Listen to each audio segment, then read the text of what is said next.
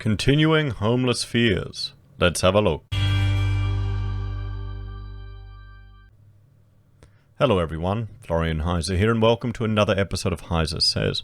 Grab your stein of coffee and let's continue on with, well, the series of articles that Domain is issuing to highlight the impact, and sure it's certainly biased to the industry, but to highlight the impact of the restrictions on the real estate industry in Victoria, the ludicrous lockdowns. And I frankly am agreeant with Domain and with the industry that they should be free to trade.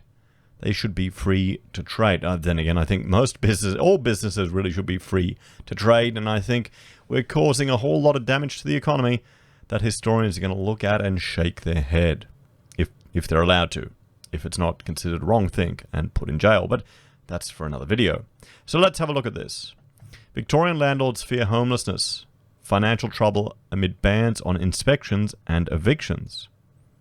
Victorian landlords struggling to fill vacant rental properties say they face difficult financial positions or homelessness if they cannot collect rent on their investments. The warning comes after a state government ban on evictions for non-payments of rent was extended until March next year. I mean, here's the thing. Who would have thought that the government would have actually been able to implement that, to step in and restrict the free market to such an extent? Just ban it, you can't evict people. You know, they Thanos that right there.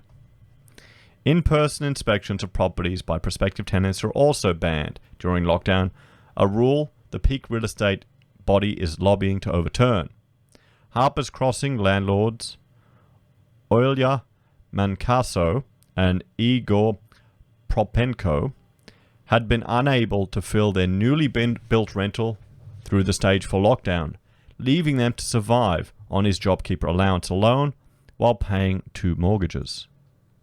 Well, at least it's not 5, guys. At least it's not 5 mortgages. And you think I'm joking, but no, we were looking at those in previous videos. The geniuses. We could not rent it out because all the agents were shut and we couldn't even do it on Zoom, Miss Mancuso said.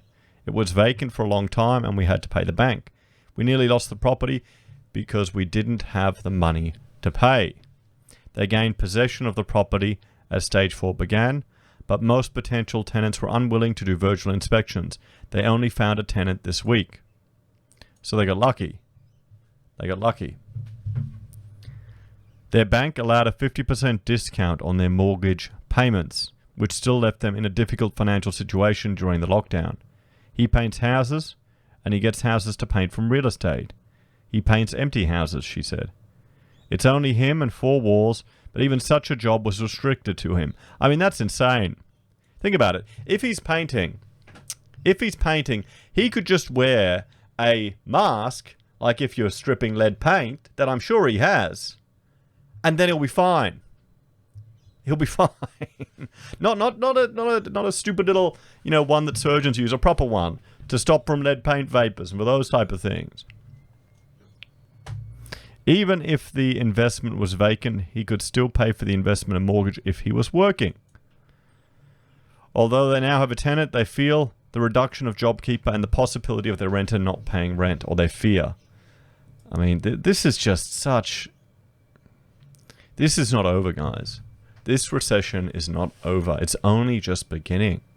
And the government just can't keep the whole country on JobKeeper, everyone. I know there's some people that have this fantasy of a universal basic income and everyone can just be an artist in a commune, and have their feet up and the robots do everything. But that's not going to happen. It's never going to happen, guys. Even if we had the technology, it won't happen. People need to work. So, it is very callous and unjust, she said. Maybe if it was 2 of us, it would be okay, but it is our 3 children as well. For some people, JobKeeper is a pitiful pittance that only covers mortgages and food. I mean, the framing of that isn't that good. The optics of that is terrible. It's a pitiful pittance that only covers mortgages and food. And that's probably her heritage coming through there. But I mean, she's right. She's right. Probably because people are too close to the wire. I mean, if they had the job finished a year ago, would have been fine. They could have rented it out. If he could work, he could pay for it. So no fault through their own. No fault through their own, through the government locking up the economy. We're destroying people's lives, everyone. The government is destroying lives, destroying businesses, destroying relationships. For what? Is the price worth it? Will we ever be able to really find out that answer? I'm scared we might end up homeless. I'm very worried because reduced JobKeeper won't be enough to cover expenses. Landlords also face the prospect of falling rent prices. Melbourne apartments rents fell for the first time in 15 years in the June quarter, falling 3.5% in 3 months to a median of $415 a week on Domain data. House rents lost 2.3% to a median of $430. I mean, we're going to see rent falls, guys. This is part of the problem is that times have been so good in Australia for so long. People are jumping into a position like this where they're not anticipating such a lockdown, such a cataclysmic event, a black swan event that can damage the economy. So they're going right to the edge because everyone else does. No one thinks there's a problem. They don't have 6 months of reserve. They don't have 6 months of mortgage payments just sitting there. How many people do? How many people do, everyone? Why would you? Why would you put that much money aside when times have been so good? When times have been so good, when there's probably no memory of a recession. I remember the last recession as a child because my father was in the construction game and work just turned off like that. And it was noticeable. And I remember my father and mother fighting over the credit card bills. I think my mother had a mobile hair care business. And that was part of the reason why we moved up to Queensland, actually. So that's the last recession. That's my last memories of a recession. So in some ways, really, we can't blame people for not being prepared. And hopefully, maybe naively, maybe I'm just being naive here, we'll all come out of this in a better position. This recession. It's going to be painful. But now's the time to really tighten your belt. Really find ways to save costs. Some people just can't do it. Maybe it means they need to sell that property. But here's the kicker. They can't. In Victoria, they can't sell it. You can't get anyone to inspect it. The inner city was hit hardest, with inner Melbourne apartment rents dropping 7.2% in 3 months to a median of $450. While government support for landlord is available in the form of cash grants towards rent payments, land tax discounts, and federal tax concessions such as negative gearing, Real Estate Institute of Victoria President Leah Calnan said this was not enough in the pandemic. Well, here's the thing. Here's the harsh reality. People are going to lose their homes, guys. This is a recession.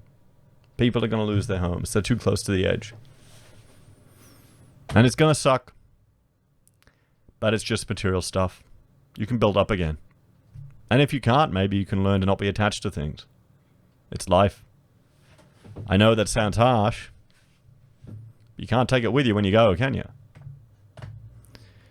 If they've got no rental income coming in, they still have to find the money every month for the mortgage, she said. They can claim it on tax, but in the meantime, the financial impact and the mental anguish might come sooner. She said the inspection ban should be overturned. It's frustrating, she said. They've got vacant properties, they can't lease them. Ms. Callan said the 6-month extension of the eviction ban was hurting landlords who were struggling to recoup their losses through the Victorian Civil and Administrative Tribunal. I mean, I've gone through QCAT here, the Queensland version. Won something against, 15 grand, someone owes me, then you got to pursue it. That's painful too. DHHS spokesperson previously said restrictions on inspections are guided by advice from the Chief Health Officer and added there is a risk when people move around the state and interact in indoor settings. Victorian Premier Daniel Andrews has ruled out considering exemptions to the inspection ban, particularly for people needing to sell their home. On the eviction ban, Treasurer Tim Pallas has said nobody should be worried about losing a roof over their heads right now. Well, mate, the landlords might. We're not talking rich, greedy landlords. We're talking mum and dads. That's Australia, guys. That's why it's different.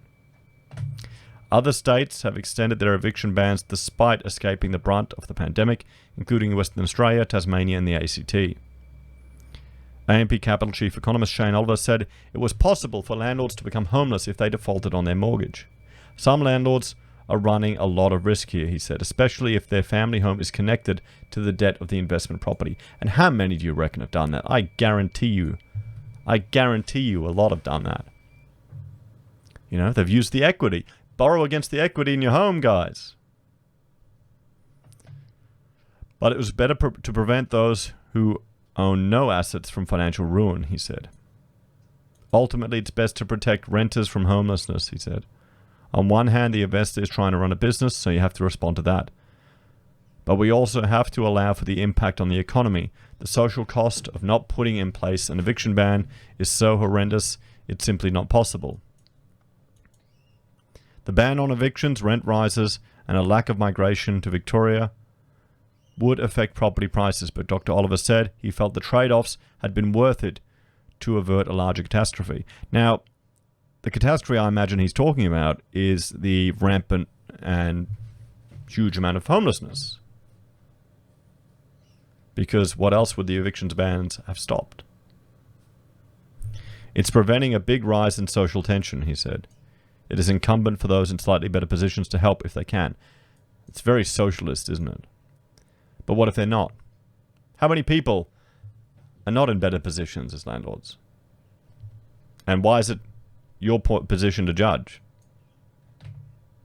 What do you think, everyone? What do you think? Do you like the fact, fundamentally, do you like the fact that the state has the ability to intervene in our personal business to this extent? Let me know your thoughts and opinions in the comments below. Please like, share, and subscribe to the channel.